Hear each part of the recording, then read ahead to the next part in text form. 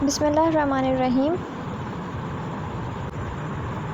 अस्सलाम वालेकुम स्टूडेंट्स। जैसा कि हम लोग आजकल डाइजेशन के बारे में स्टडी कर रहे हैं, डाइजेस्टिव सिस्टम के बारे में स्टडी कर रहे हैं और उससे रिलेटेड ऑर्गन्स के बारे में सीख रहे हैं। तो डाइजेशन के अमल के अंदर हमने जहाँ पर स्टडी किए डिफरेंट ऑर्गन्स और डाइजेस्टिव जूसेस के बारे में, वहीं पर वन बाय वन आज हम स्टडी करेंगे digestions of different nutritional components. अब डाइजेशन ऑफ कार्बोहाइड्रेट्स की अगर बात करते हैं हम, क्योंकि ये बेसिक कंपोनेंट होता है हमारी फूड का, और कार्बोहाइड्रेट्स क्योंकि कम्प्लेक्स मॉलिक्यूल्स की सूरत के अंदर फूड में पाया जाता है जब हम उसे खा रहे होते हैं। लेकिन जैसे ही वो हमारे मुंह के अंदर जाता है, वो particles, complex particles simple particles में तब्दील होना शुरू हो जाते हैं ताकि इजीली एब्जॉर्ब हो सके हमारी ब्लड के अंदर। अब डाइजेशन ऑफ कार्बोहाइड्रेट्स में हमने देखते हैं कि the mechanically and chemically digestion of carbohydrates begins in the mouth with saliva amylase release during the process of chewing. जैसे ही हम खुराक को मुंह के अंदर लेके जाते हैं और हमारे दांत उसको चबाते हैं ज़ुबान की मदद के साथ, और हमारे जो ओरल कैविटी है उसके अंदर मौजूद होते हैं सलाइवरी ग्लैंड्स जो कि सिक्रेशंस एक्सक्रीट करते हैं। ये भी डाइजेस्टिव जूसेस की एक टाइप है, सलाइवा एंड सलाइवा में कुछ अमाइलेज मौजूद होते हैं जो कि कार्बोहाइड्रेट्स की डाइजेशन को शुरू कर देते हैं। वहीं पर कार्बोहाइड्रेट्स के बहुत से मॉलिक्यूल्स की ब्रेकडाउन होती है और वह सिंपल में तब्दील होते हैं। The goal of carbohydrates digestion is to break down all the disaccharides and complex carbohydrates into monosaccharides।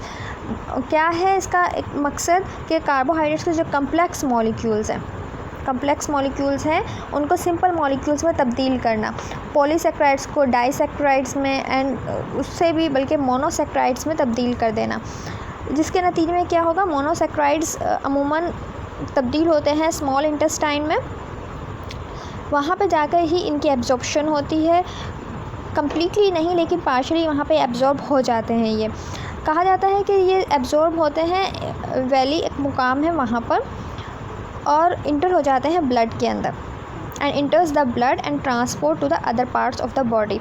जैसे यहाँ तस्वीर में दिखाया गया है, आप ये देखिए, आपको नज़र आएगा कि सलाइवरी ग्लैंड मौजूद है ओरल कैविटी में। जैसे ही खुराक हमारे मुंह के अंदर गई, हमने खाने का कोई लुकमा, रोटी का लुकमा लिया या हमने कोई फ्रूट खाया है, जैसे ही हमारे बॉडी के अंदर वो खुराक गई, ये फूड गया, उसमें कार्बोहाइड्रेट्स मौजूद हैं। ओरल कैविटी में पहुंचती first step oral cavity, mouth के ज़रिए हमने वो ली है खुराक को, और वो ओरल कैविटी में पहुंची तो ओरल कैविटी में मौजूद सलाइवरी ग्लैंड्स से निकलने वाली सिक्रेशन उस पर अमल करना शुरू कर देती हैं और उसकी ब्रेकडाउन स्टार्ट हो जाती है।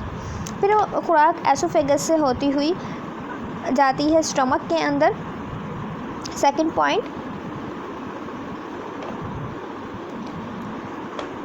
इसके अलावा यहाँ पे मौजूद पैंक्रियाटिक डक्ट्स भी मौजूद होती हैं। पैंक्रियाटिक डक्ट्स के ज़रिए सिक्रेशंस पैंक्रियास की जाती है डिटेनियम में, और हम देखते हैं कि थर्ड स्टेप के ऊपर स्मॉल इंटेस्टाइन की सिक्रेशंस फूड के अंदर शामिल हो जाती हैं और हमारे जो कम्प्लेक्स कार्बोहाइड्रेट्स के मॉलिक्यूल्स हैं इनमें सिंपल चेंज करती जाती हैं।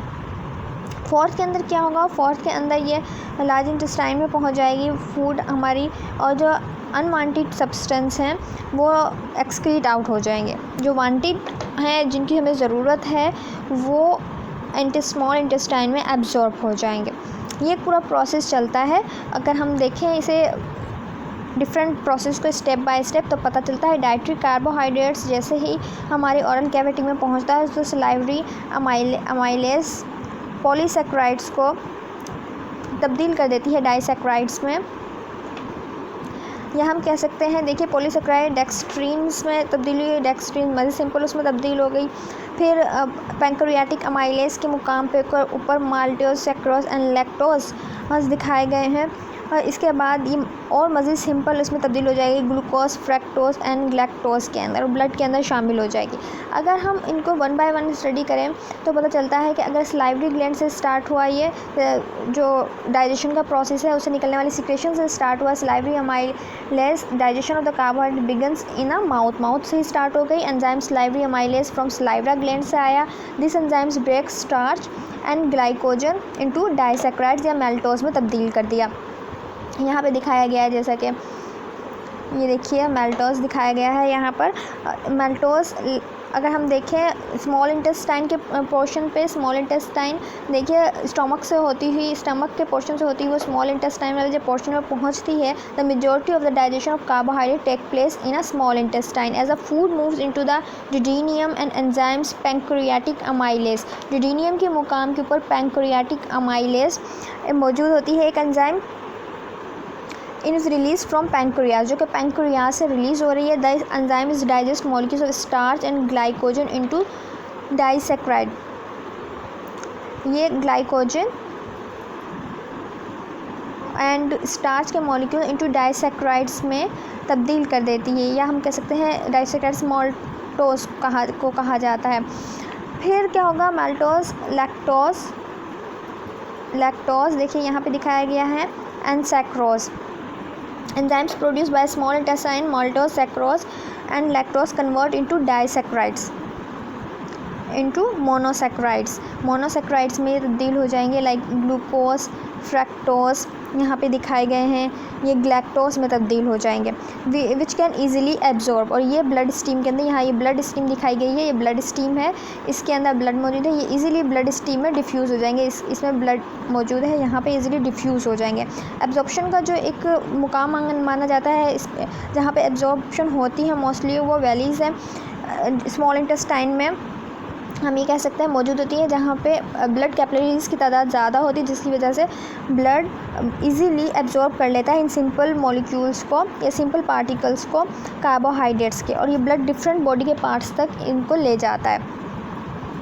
ये थी डाइजेशन ऑफ कार्बोहाइड्रेट्स। अगर हम इसे चार्ट की सूरत में देखें सिंपल करके याद करने के लिए, तो हमें पता चलता है कि माउथ, अगर हम माउथ से लें, यहाँ पे देखिए माउथ दिखाया गया है, माउथ में सलाइवा मौजूद होता है, सलाइवरी अमाइलेज एंजाइम है जो कि polysaccharides as to starch and disaccharide maltose के तौर पर तब्दील कर देता है इसे। फिर स्टमक में गैस्ट्रिक जूस, जैसे कि हमने पढ़ा था, गैस्ट्रिक अमाइलेज मौजूद है, वीक अमाइलेज है ये, तो इसलिए इस पर कोई यहाँ पे कोई डाइजेशन का ऐसा प्रॉपर काम नहीं हो रहा होता। लेकिन स्मॉल इंटेस्टाइन में जैसे ही कार्बोहाइड्रेट्स पहुँचता है, पैंक्रियाटिक जूस जो कि पैंक्रियाटिक अमाइलेज रिलीज़ करता है, पॉलीसैक्राइड्स को सिंपल सैक्राइड्स में तब्दील करता है, डाइसैक्राइड्स में डेक्स्ट्रिन एंड माल्टोज में तब्दील कर देता है। इसी तरह स्मॉल इंटेस्टाइन में मज़ीद जो है सिक्रेशन निकलती है जो कि सैक्रोज, माल्टोज एंड लैक्टोज को सिंपल मॉलिक्यूल्स में तब्दील करती है, लाइक ग्लूकोज, फ्रैक्टोज में तब्दील कर लेती है या ग्लैक्टोज में तब्दील कर देती है, और ये सिंपल मॉलिक्यूल्स ब्लड में एब्जॉर्ब हो जाते हैं यहाँ पर। इस तरह ये डाइजेशन का अमल एंड एब्जॉर्प्शन का अमल चलता रहता है हमारी बॉडी में। जैसे ही हम फूड लेंगे, कार्बोहाइड्रेट्स हमारी बॉडी के अंदर जाएंगे, ओरल कैविटी से ही स्टार्ट हो जाएगा डाइजेशन का अमल कार्बोहाइड्रेट्स का। फिर कार्बोहाइड्रेट्स पैंक्रियाटिक जूस की मौजूदगी के अंदर मज़ीद सिंपल मॉलिक्यूल्स में तब्दील होंगे, और स्मॉल इंटेस्टाइन के जूसेस में वो मोर सिंपल में तब्दील होकर एब्जॉर्ब हो जाएंगे ब्लड के अंदर। डाइजेशन ऑफ प्रोटीन, अगर हम देखें डाइजेशन ऑफ प्रोटीन के अंदर भला क्या होता है, जहाँ पे कार्बोहाइड्रेट्स बेसिक कंपोनेंट्स है हमारी फूड का, बेसिक न्यूट्रिशन कंपोनेंट माना जाता है, वहीं पे प्रोटीन्स में most important basic nutrition component माने जाते हैं। हमारी डाइटरी प्रोटीन्स हमारे ओरल कैविटी से हमारे बॉडी के अंदर दाखिल होती है, उसके बाद हमारे स्टमक में जाएगी, स्टमक से वही प्रोसेस होगा वो इंटेस्टाइन में, स्मॉल इंटेस्टाइन, लार्ज इंटेस्टाइन, और अनवांटेड अगर सब्सटेंस बाकी बचेंगे तो बॉडी से एक्सक्रीट आउट हो जाती है। इस पूरे प्रोसेस के अंदर हम देखते हैं जैसे ही ओरल कैविटी से वो पहुंचती है स्टमक के अंदर, स्टमक के अंदर मौजूद होता है HCl, स्टमक के अंदर मौजूद होता है HCl। HCl क्या करेगा, हम ये कह सकते हैं कि the cell located in stomach secrete gastric juice containing an enzyme pepsinogens which are inactive hydrochloric acid. जो है HCl को हम हाइड्रोक्लोरिक एसिड भी कहते हैं। हमने इसके बारे में स्टडी किया था कि इसका एक काम ये भी होता है कि पेप्सिनोजेन को तब्दील कर देता है पेप्सिन में। पेप्सिनोजेन खुद इनएक्टिव है लेकिन पेप्सिन एक्टिव फॉर्म में तब्दील कर देता है। HCl की मौजूदगी में ये काम होता है। It begins the process of digestion of protein, क्योंकि पेप्सिनोजेन को पेप्सिन में तब्दील होने के लिए एसिडिक इन्वायरमेंट चाहिए होता है और वो एसिडिक इन्वायरमेंट HCl प्रोवाइड करता है स्टमक के अंदर। तो हम ये कहते हैं कि HCl पेप्सिनोजेन को पेप्सिन में तब्दील कर देता है और यहीं से प्रोटीन डाइजेशन का अमल स्टार्ट हो जाता है। अगर हम देखें फर्दर इसका फिनोमिना तो पता चलता है कि स्मॉल इंटेस्टाइन पे जाकर the pancreatic juice contains 3 protein digesting enzyme, जिसको हम कह रहे होते हैं ट्रेप्सिनोजीन, काइमोट्रेप्सिन एंड कार्बोक्सोपेप्टिडाइज। ये एंजाइम्स अमूमन होती हैं पैंक्रियाटिक जूस में और मदद कर रही होती हैं प्रोटीन डाइजेशन के अंदर। ट्रेप्सिन इंट्रोकाइनेस an enzyme secreted by the cell wall of the small intestine activate trypsinogen to a active form called trypsin। ट्रेप्सिन में कन्वर्ट कर देंगी। यहाँ पे ट्रेप्सिन दिखाया गया। Trypsin digest proteins to polypeptides to proptosis, in simple molecules में तब्दील करने का काम कर रही है। यहाँ पे भी अगर हम कीमोट्रेप्सिन की बात करें तो डाइजेस्ट करती है protein to polypeptides and carboxypeptidase की बात करते हैं तो कन्वर्ट करती है polypeptides to amino acid. Means complex से सिंपल मॉलिक्यूल्स में तब्दील करने का काम कर रही हैं ये सब की सभी। इसी तरह अगर हम पेप्टिडाइज की बात करते हैं तो हमारे जो इंटेस्टाइन की सेल्स हैं वो सिक्रेट करते हैं एंजाइम जिसको हम कहते हैं peptidase and which convert the peptidase to amino acid and protein digestion is completed in small intestine. और यहीं पर वो वैलीज के मुकाम पे एब्जॉर्ब होंगी और ब्लड में शामिल हो जाएंगी। देखिए यहाँ पे आपको मोर क्लियरली आप अंडरस्टैंड कर लोगे कि माउथ से देखिए हमने फूड ली, यहाँ पर माउथ दिखाया गया है, यहाँ पे हमने इसको फूड लिया, डाइटरी प्रोटीन हमारी बॉडी के अंदर चली गई, इसके बाद वो स्टमक में पहुँची। स्टमक में पहुँचने के HCl ने पेप्सिनोजेन को पेप्सिन में तब्दील कर दिया, denatured and partially hydrolysed protein. फिर स्मॉल इंटेस्टाइन में मौजूद था पैंक्रियाटिक जूस जिसने ट्रेप्सिन, केमोट्रेप्सिन एंड अमाइनो पेप्टाइड्स एंड कार्बोक्सीपेप्टाइड्स की मौजूदगी में डिफरेंट डाइजेशन के अमल को प्रोसेस को कंटिन्यू रखा और हमारे जो पेप्टाइड्स हैं वो मज़ीद सिंपल अमाइनो एसिड में तब्दील हो गए। और जब वो अमाइनो एसिड में तब्दील हो जाएंगे तो वो हमारे ब्लड स्ट्रीम में एब्जॉर्ब हो जाएंगे। अगर हमें इसे थ्योरी के पॉइंट ऑफ व्यू से देखते हैं तो हमें पता चलता है कि stomach, the cells located in the stomach secrete digestive juice containing an enzyme pepsinogen which is inactive. HCl convert it active pepsin. These begins protein digestion. Small intestine pancreatic juice have 3 protein digestion enzymes: the trypsinogen, chemotrypsin and carboxypeptides. Peptides are mucosal cells of the intestine secrete an enzymes called peptides which convert peptides to amino acids. Small particles of amino acids are absorbed in belly and carried by the blood. ये पूरा sequence चलता है। आपने oral cavity से mouth के ज़रिए proteinaceous diet आपकी body के अंदर इंटर हुई, वो ओरल कैविटी से होती हुई आपके एसोफेगस के ज़रिए आपके स्टमक में पहुँचे। स्टमक में मौजूद HCl ने कि मैं मौजूद HCl की मौजूदगी के अंदर और पेप्सिनोजेन पेप्सिन में तब्दील हुई और प्रोटीन डाइजेशन का अमल स्टार्ट हो गया।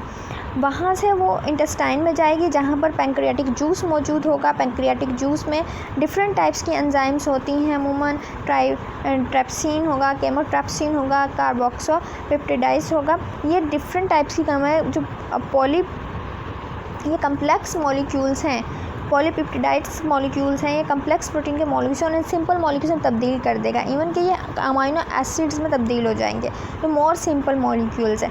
हमने पढ़ा था कि अमाइनो एसिड्स से मिलकर बने होते हैं प्रोटीन, ठीक है। अब वो बेसिक यूनिट्स में तब्दील हो रहा है वापस से डाइजेशन के अमल में स्मॉल यूनिट्स में।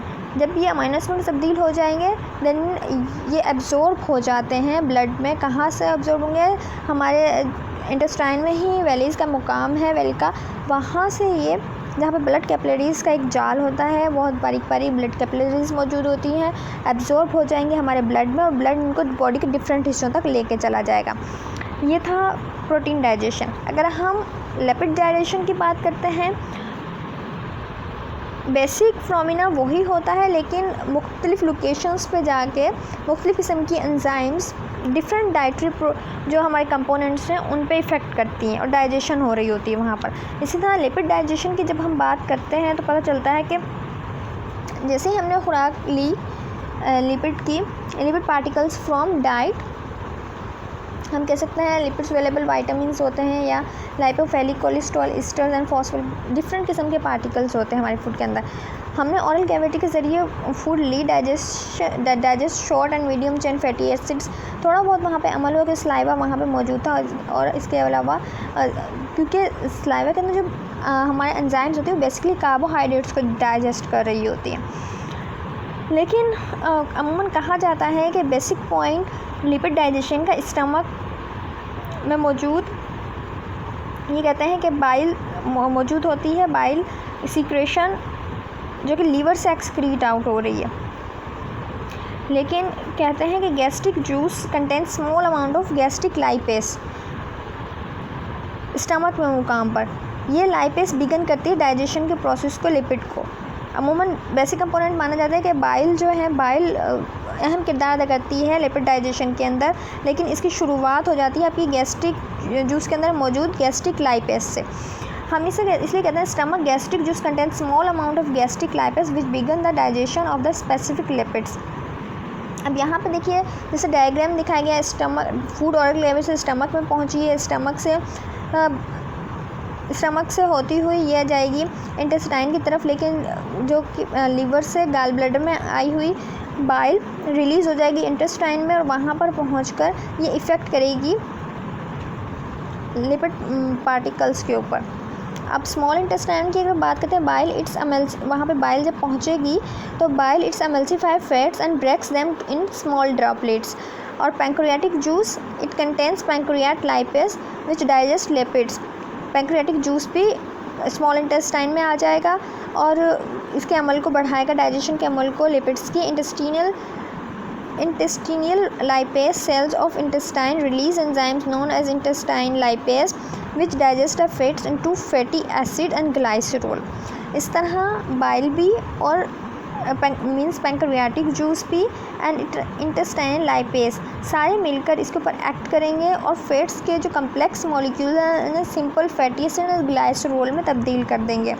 इस तरह जब सिंपल मॉलिक्यूल्स में तब्दील हो जाएंगे तो ये इजीली बॉडी में ब्लड में एब्जॉर्ब हो जाएंगे और वहाँ से डिफरेंट जहाँ पे भी ज़रूरत होगी एनर्जी की, जहाँ जहाँ ज़रूरत होगी, जिन सेल्स में ज़रूरत होगी, जिन ऑर्गन्स में ज़रूरत होगी, वहाँ तक ये पहुँच जाएंगे। तो हम ये कह सकते हैं कि the cells wall of intestine release the enzymes called intestinal lipase which digest the fats into simple fatty acid and glycerol which absorb in blood and distribute where it is need. अब यहाँ पे आप देखिए last वाली slide से ज़्यादा ये clear है पिक कि आप यहाँ से देख के समझ सकते हैं कि फर्स्ट क्या है, जो लिपिड्स है triglyceride cholesterol ester and phospholipids oral cavity के ज़रिए या माउथ के ज़रिए हमारी बॉडी में एंटर हुए। फर्स्ट स्टेप कहाँ से स्टार्ट हुआ, स्टमक में पहुँचे, ये एसोफेगस के ज़रिए स्टमक में पहुँचे, गैस्ट्रिक लाइपेस मौजूद थी। जैसे हमने कहा था कि the gastric juice content small amount of gastric lipase which begins the digestion of specific lipids. ये बिगन यहाँ से बिगन हो जाती है स्पेसिफिक लिपिड्स की डाइजेशन। तो गैस्ट्रिक लाइपेस के यहाँ पे पहुँचे और यहाँ पर ये स्टार्ट हो गए कि जो ट्राइग्लाइसराइड्स हैं वो with simple chain of fatty acids में हाइड्रोलाइज होना स्टार्ट हो जाएंगे स्टमक में। फिर इसके बाद अगर हम सेकंड स्टेप की तरफ देखें, हमें सेकंड स्टेप में पता चलता है pancreas release lipase cholesterol ester and phospholipid तब्दील कर देती है और हम ये कह सकते हैं जो पैंक्रियाटिक लाइपेस है वो इफ़ेक्ट करना शुरू करती है फैट्स के मॉलिक्यूल्स के ऊपर। थर्ड स्टेप के अंदर liver release bile acid and stabilise the lipid products into in mix micelles. फिर ये एमल्सिफाई का काम कर रहा होता है। फोर्थ के अंदर lipid absorb from the missile into a epithelial cells and इस तरह ही पूरा प्रोसेस चलता रहता है। उम्मीद करती हूँ आपको ये समझ में आया होगा। सिंपली अगर आप लिखना चाहते हैं थ्योरी के पॉइंट ऑफ व्यू से तो आप यहाँ से इसको राइट डाउन कर सकते हैं। ये समझाने के पॉइंट ऑफ व्यू डायग्राम्स मैंने आपको दिखाई थी, कुछ इन्फॉर्मेटिव एक्स्ट्रा पॉइंट्स भी इसके अंदर शामिल हैं। आप चाहें तो उसे लेक्चर नोटबुक पर राइट डाउन कीजिए, अदरवाइज़ वो समझने के पॉइंट ऑफ व्यू से ऐड किए गए। उम्मीद करती हूँ आपको लेक्चर समझ में आया होगा। अल्लाह हाफिज़।